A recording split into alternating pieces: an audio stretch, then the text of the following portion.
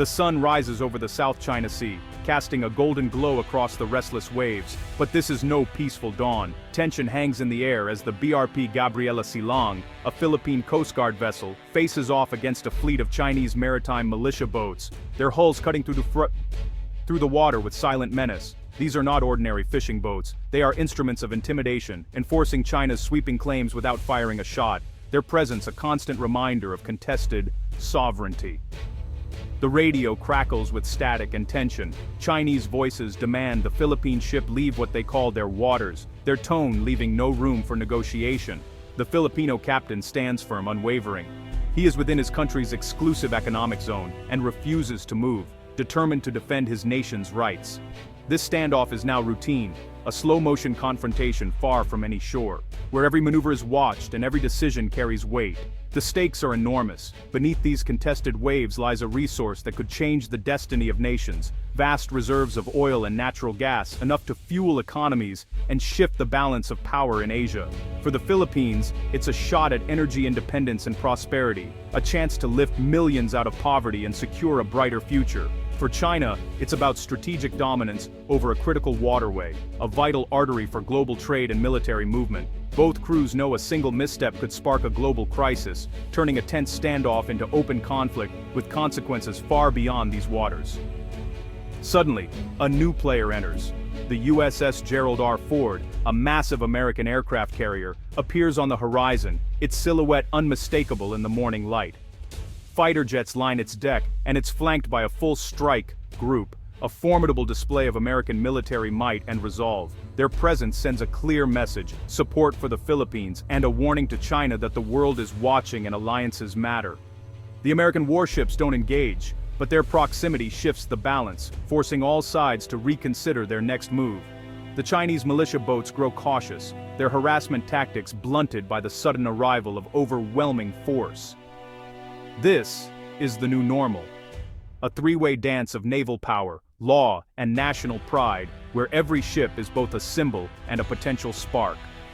The world watches, breath held, as the drama unfolds in real time on screens and headlines across the globe.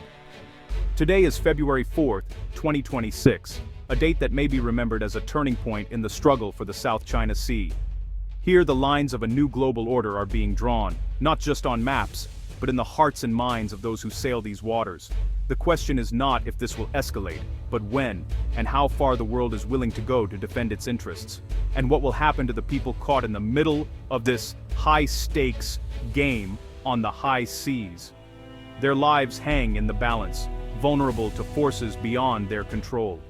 The South China Sea is now a stage for power, law, and the future of the region, a place where history is being written with every passing hour. Every maneuver, every radio call, is a move in a dangerous game where the stakes could not be higher. The ordinary lives of millions depend on what happens next, as families watch the horizon and hope for peace.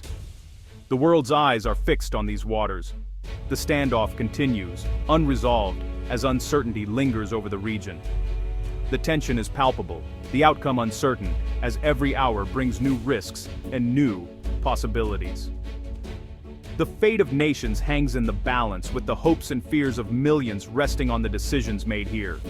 The dawn brings no peace, only the promise of another day on the edge, as the world waits to see what the next sunrise will bring.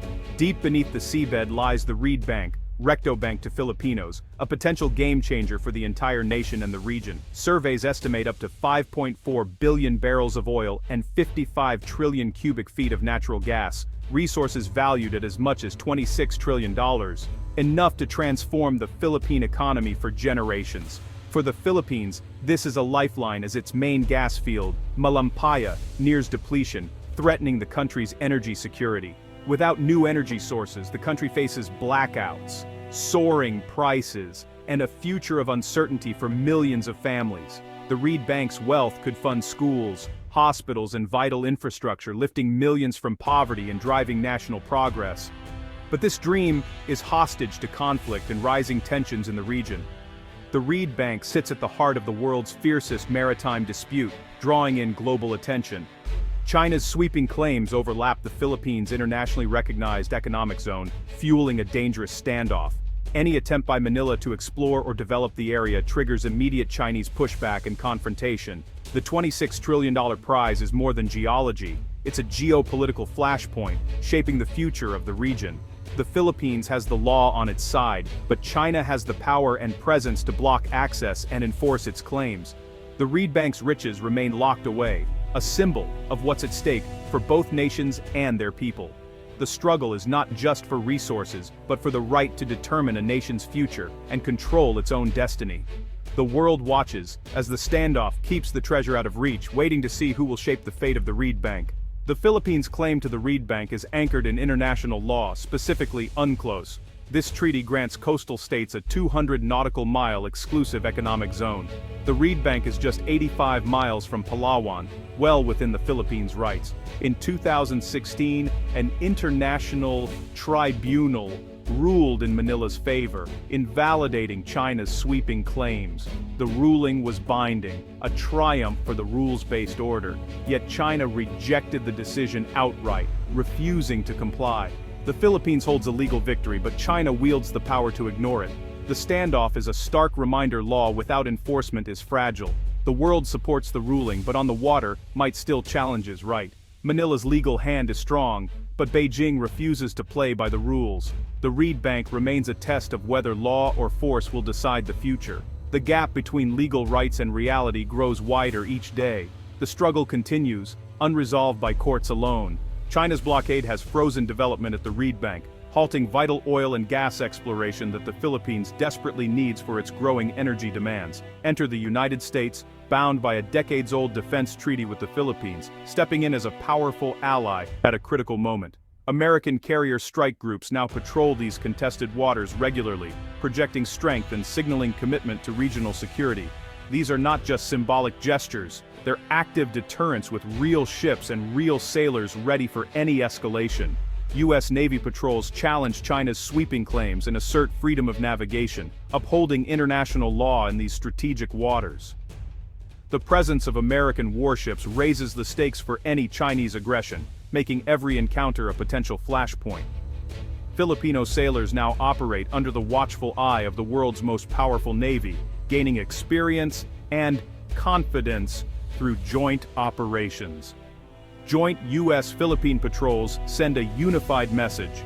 The Philippines is not alone, and its sovereignty is backed by a formidable alliance. The American shield emboldens Manila, but also risks direct confrontation with China, raising the specter of a wider conflict.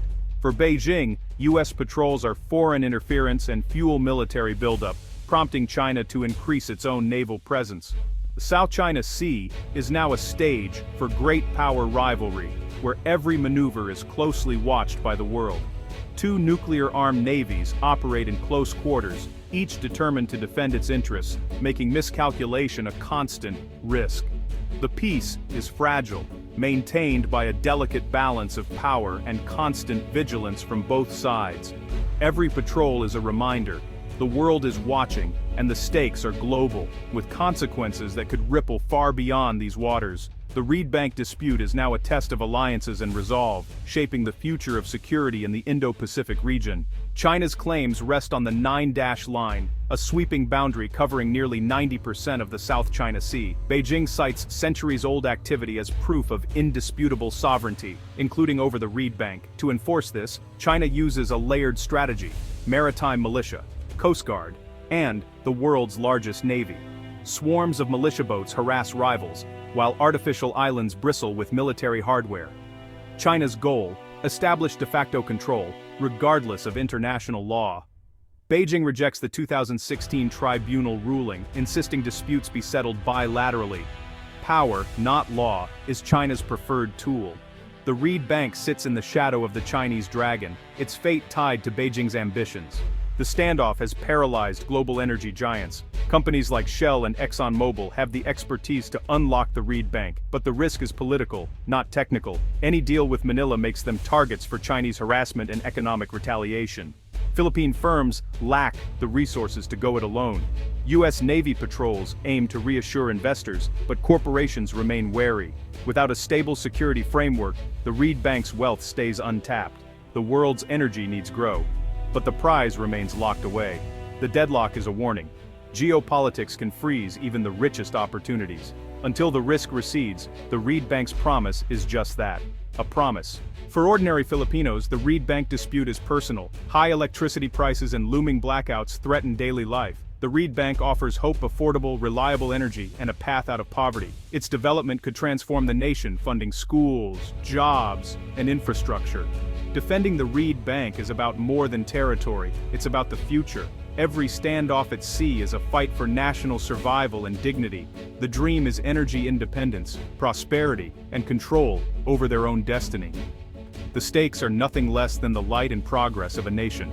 The Reed Bank standoff ripples across the Indo-Pacific and beyond. Southeast Asian neighbors watch closely. Success or failure will shape their own disputes with China. The US, Japan, Australia, and others are deepening security ties with the Philippines.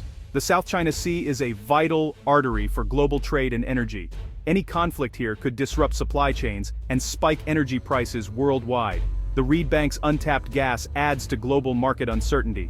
The dispute is forcing nations to rethink alliances and energy strategies.